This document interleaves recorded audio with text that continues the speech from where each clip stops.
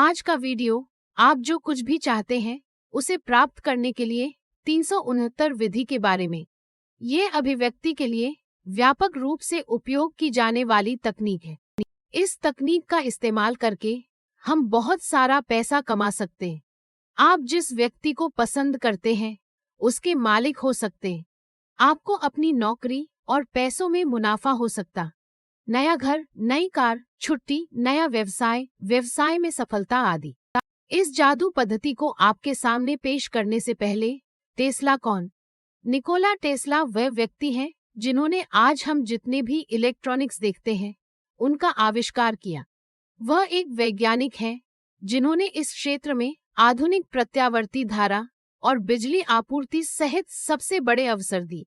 वह आज के सभी आधुनिक इलेक्ट्रॉनिक उपकरणों के आविष्कारक। वह एसी, रिमोट कंट्रोल और टेस्ला कॉइल जैसे कई आविष्कारों के आविष्कारक। वह एसी, रिमोट कंट्रोल और टेस्ला कॉइल जैसे कई आविष्कारों के आविष्कारक। अब देखते हैं कि 369 विधि क्या। उनका दावा है कि 369 पद्धति एक दैवी संख्या है। जब आप इन नंबरों की विशेषताओं को जानते हैं तो आप पूरे ब्रह्मांड का कोड प्राप्त कर सकते। इस कोड का उपयोग करके ब्रह्मांड का द्वार खोलें और जो कुछ भी आप चाहते हैं उसे प्राप्त कर। इन नंबरों की शक्ति द्वारा इन चीजों को एक अभिव्यक्ति के रूप में उपयोग किया जाता। इस ब्रह्मांड को कई प्रतिमानों द्वारा दर्शाया गया है। उनमें से एक संख्या इसमें 9 ज्ञान को दर्शाता है। प्राचीन काल में पूर्वजों ने 9 अंक का बहुत प्रयोग किया। मंत्रों का जप करने की संख्या 9 या 18 बार होती है। इसे ज्ञान और पूर्णता की संख्या के रूप में गिना जाता।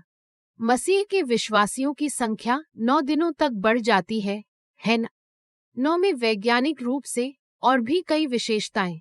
3 ब्रह्मांड का सीधा संबंध है क्योंकि ये एक अपरिमित संख्या 3 अनंत काल को संदर्भित करता। त्रिभुज त्रिमूर्ति इसका एक उदाहरण। आपने पिता, पुत्र और पवित्र आत्मा के बारे में सुना है ना? 3 हिंदू शब्दों में एक बड़ी संख्या। क्या आपने त्रिमूर्ति और त्रिनेत्रम के बारे में नहीं सुना है? अंक 6 हमारे भीतर की आंतरिक शक्ति है। इसे हम आत्मा की शक्ति और मन की शक्ति के रूप में समझ सकते हैं। इतना ही नहीं, संख्या 369 एक धनात्मक संख्या। वह सकारात्मक दृष्टिकोण ही अभिव्यक्ति में मदद करता है। आइए समझते हैं कि 369 पद्धति का उपयोग कैसे कर। पहली चीज जो आपको चाहिए वह एक नोटबुक। उस पुस्तक में हमारी 3 इच्छाएं लिख लो। प्रत्येक इच्छा को 9 सेकंड दें इसे फिर से देखने के लिए। कुल 27 सेकंड। ऐसा दिन में 6 बार कर। उन इच्छाओं को लिख लें या उन्हें देख। अब बात करते हैं कि अपनी 3 इच्छाओं को कैसे लिख। उदाहरण के लिए, यदि आप अपने जीवन में प्यार का रिश्ता चाहते हैं तो आप इसे इस तरह लिख सकते। मैं प्यार के एक बहुत ही सार्थक रिश्ते में। मैं इसके लिए ब्रह्मांड को धन्यवाद कहता। अगर आपको पैसे की जरूरत है तो लिखिए कि मैं बहुत पैसे वाला व्यक्ति हूँ और इसके लिए मैं ब्रह्मांड को धन्यवाद कहता। तीसरा, अगर यह हमारे काम के बारे में है तो मैं अपने सपनों की नौकरी करके खुश।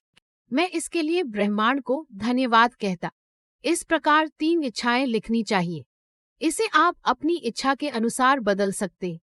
प्रत्येक इच्छा को पढ़ने के बाद 9 सेकंड तक केवल उसी पर ध्यान। ये 9 सेकंड हमारे सपनों की ऊर्जा से जुड़ने के लिए है। हम अपने मस्तिष्क को इसके साथ एकजुट होने का समय देते हैं। हम यहाँ जो चाहते हैं वही हम मन की इच्छा शक्ति से चाहते। इसे आत्मा की शक्ति, मन की शक्ति आदि कहा जा सकता। हमारी इच्छा चाहे कितनी ही बार लेखन के रूप में दिखाई दे, वह हमारी ऊर्जा का हिस्सा बन जाती है। जैसे जैसे यह हमारी ऊर्जा का हिस्सा बनता है, इसके वास्तविक होने की संभावना बढ़ जाती है क्योंकि हमारे विचारों में वास्तविक बनने की शक्ति है। इसलिए जब हम इसे 6 बार देखते हैं तो हमारा कंपन या हमारे सपनों की ऊर्जा और हम इसमें एक रेखा होते। हम अपनी इच्छा की ऊर्जा तक पहुंच चुके। हम एक संरेखण में आ रहे हैं। हमारी इच्छाओं के साकार होने के लिए इस प्रकार का संरेखण आवश्यक है। इस प्रकार प्रकटीकरण वास्तविक हो जाता है। इसकी आवश्यकता इस मामले में हमारा पूर्ण विश्वास। हम यहाँ जो मानते हैं वह तर्क के अनुसार नहीं, यह हमारे विचारों की शक्ति से होता है। हमें यह पूरी जागरूकता होनी चाहिए। तब हम इन बातों को एक बार फिर संक्षेप में बता सकते हैं। 3 इच्छाएं लिखिए। इसे दिन में 6 बार देख। प्रत्येक इच्छा को अपने मन में ला। इस प्रकार किसी भी दिन के बाद आपकी इच्छा वास्तविक हो जाती है। इनमें से कई तरीकों का कई तरह से इस्तेमाल किया जाता है। अक्सर देखा जाता है कि एक ही इच्छा का कई तरह से इस्तेमाल उन्हें मनचाहा परिणाम दिलाने के लिए किया जाता। उनमें से एक इस प्रकार। 3 इच्छाएं लेने के स्थान पर एक इच्छा लो। एक इच्छा को 3 प्रकार से लिखिए। अगर ये प्यार के बारे में है तो लिखें कि मैं अब एक खूबसूरत प्रेम संबंध में हूँ और इसके लिए ब्रह्मांड को धन्यवाद देता। मैं एक खूबसूरत प्रेम संबंध में हूँ और इसके लिए ब्रह्मांड को धन्यवाद देता। मैं एक प्यार भरे रिश्ते में हूँ और इसके लिए ब्रह्मांड को धन्यवाद देता। एक ही इच्छा को 3 प्रकार से लिखो। यदि धन की बात हो तो धन के बारे में 3 प्रकार से लिखिए। मेरे पास बहुत पैसा है और मैं उस पैसे के लिए ब्रह्मांड को धन्यवाद देता। धन के अनेक स्रोतों से मेरे पास बड़ी मात्रा में धन आता है। मैं इसके लिए ब्रह्मांड को धन्यवाद देता। ये ब्रह्मांड मुझे धन और धन से भर देता।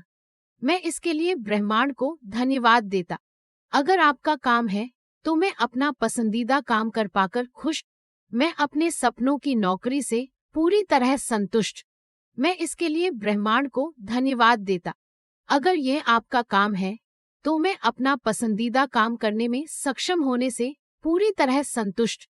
मैं इसके लिए ब्रह्मांड को धन्यवाद देता। एक ही इच्छा को 3 प्रकार से लिखो।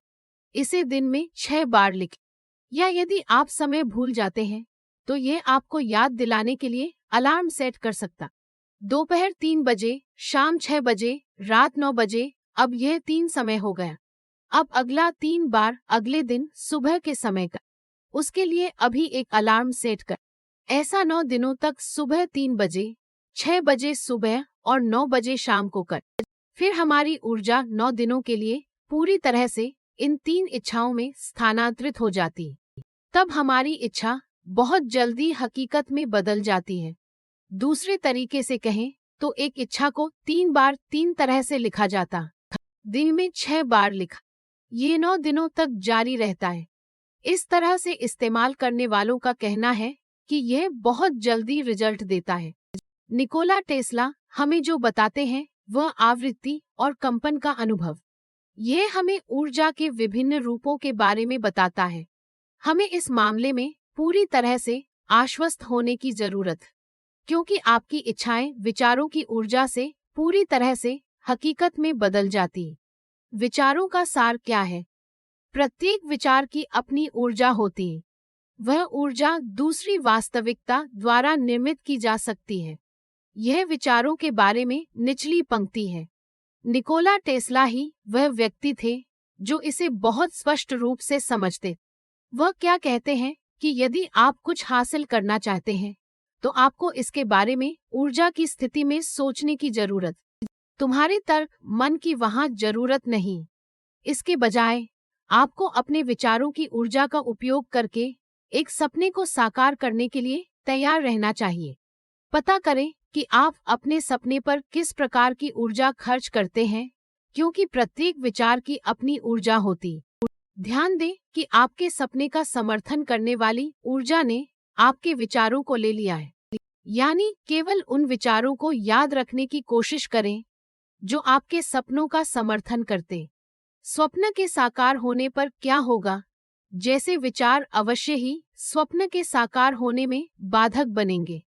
इसलिए इस मामले में काफी प्रयास की जरूरत। जब हम कहते हैं कि विचारों की ऊर्जा वास्तविकता बन जाती है तो हम अक्सर इसे समझ नहीं पाते। लेकिन जब हम अपने जीवन पर नजर डालते हैं तो हमें ऐसे कई उदाहरण देखने को मिलते हैं। मैंने अभी सोचा घटित हुआ। क्या आपको कभी कभी ऐसा नहीं लगता? फिर हम थोड़े और गहन अनुभव के साथ वह हासिल कर सकते हैं जो हम चाहते। वह विचारों की ऊर्जा का उदाहरण है। यह एक बहुत ही सरल, लेकिन हमें इसके बारे में ज्यादा जानकारी नहीं होने के कारण हम इस पर ज्यादा ध्यान नहीं देते। एक और बात ध्यान में रखना है कि आप इस तरह से जो चाहते हैं वह वास्तव में आपके जीवन में होगा। तब आपको सोचना चाहिए कि क्या वाकई ये चीजें आपके लिए जरूरी। आपको इस बारे में सोचना होगा कि क्या आप सही चीजें चाहते। उसके बाद आपको अपनी इच्छा के बारे में सुनिश्चित करना होगा। इतना ही नहीं, जब आप जीवन में एक बात मन में लेकर आते, ओह मैं ये नहीं चाहता था, मैं ऐसा नहीं सोचता। इसलिए इच्छाएं क्या है, इस बारे में बहुत स्पष्टता होनी चाहिए। जब इच्छाएं वास्तविकता बन जाती हैं, तो हम उस वास्तविकता के साथ कैसे रहते। जब कोई सपना सच होता है, तो वह हमें खुशी ही देता है। इन बातों को सुनिश्चित कर लेने के बाद ही हमें इच्छाओं के लिए ऊर्जा देनी चाहिए। नहीं तो जो हम चाहते थे वह पूरा हो जाएगा, लेकिन जब हमें पता चलता है कि वास्तव में हमें इसकी आवश्यकता नहीं है, तो यह हमारे लिए कठिन हो जाता। दूसरी बात यह है कि ये चीजें आपकी ऊर्जा को सीमित करने के लिए होती। इसलिए जब आप अपनी इच्छाओं को चुनते हैं और उन्हें लिखते हैं, तो आपको उस सपने की मानसिक स्थिति से लिखना चाहिए।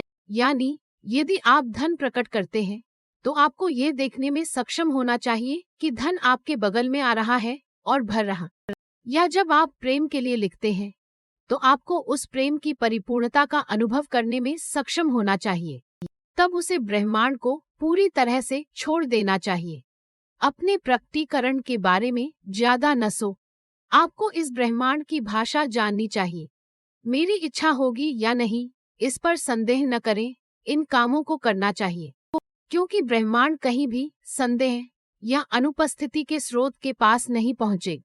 इसलिए हमें इन बातों को ऐसे लिखना चाहिए जैसे हमने इन्हें प्राप्त कर लिया हो। यह बहुत सावधान रहने वाली बात है।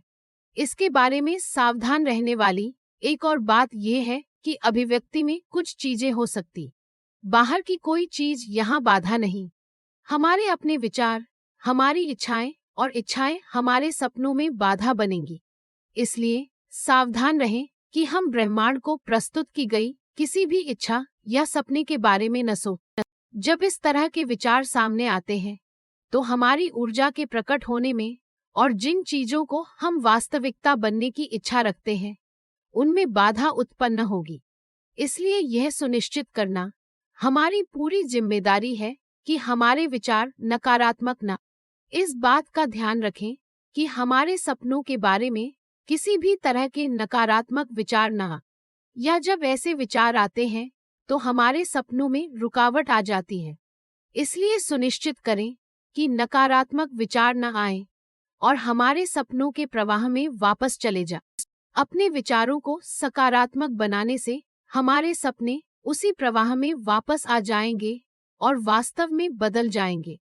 अब मैं आपको निकोला टेस्ला के बारे में कुछ और बातें बताता। उनका जन्म 1856 में सर्बिया में हुआ। टेस्ला छोटी उम्र में एक अलग मानसिक स्थिति वाला बच्चा। उन्हें कम उम्र में ही इस शरीर से रक्तस्राव का अनुभव हो गया। वह अपनी आत्मकथा में कहता है कि उसने नए शहरों और देशों की यात्रा की। इतना ही नहीं, वह बहुत बुद्धिमान भी। इसलिए वह एक तस्वीर की स्पष्टता के साथ अपने मन में अपनी इच्छाओं और दर्शनों को देखने में सक्षम था।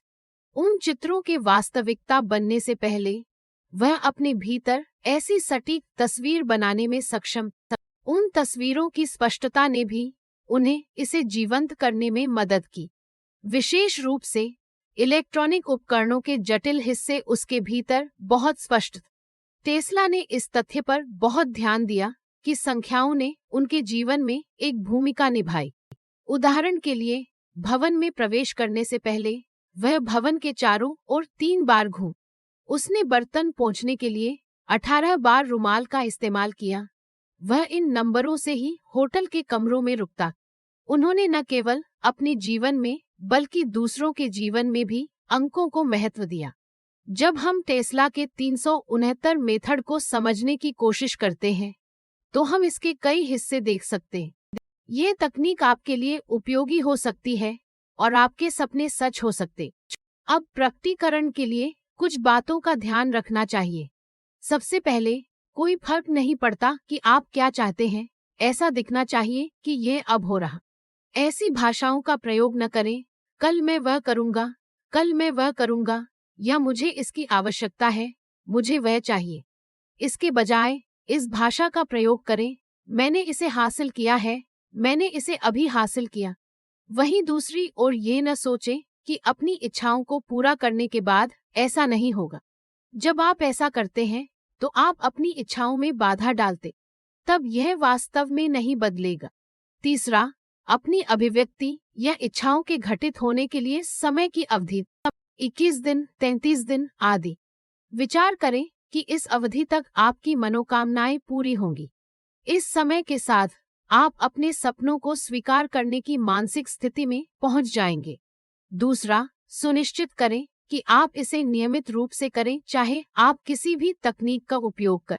हर दिन आपके द्वारा चुने गए समय का प्रबंधन कर। अगर आपको इसे दिन में 6 बार करना है, तो इसके लिए अलार्म सेट कर। सबसे महत्वपूर्ण बात, ये सुनिश्चित करें कि आपके सपने हमेशा आपकी ऊर्जा से जुड़े। सुनिश्चित करें कि जब आप दिन के दौरान जागते हैं, तो आपकी ऊर्जा चार्ज हो जाती, यानी सपनों के बारे में सोचे भी नहीं। जब आप इन बातों को समझेंगे और उसके अनुसार कार्य करेंगे, तो आपके सपने भी सच हो जाएंगे।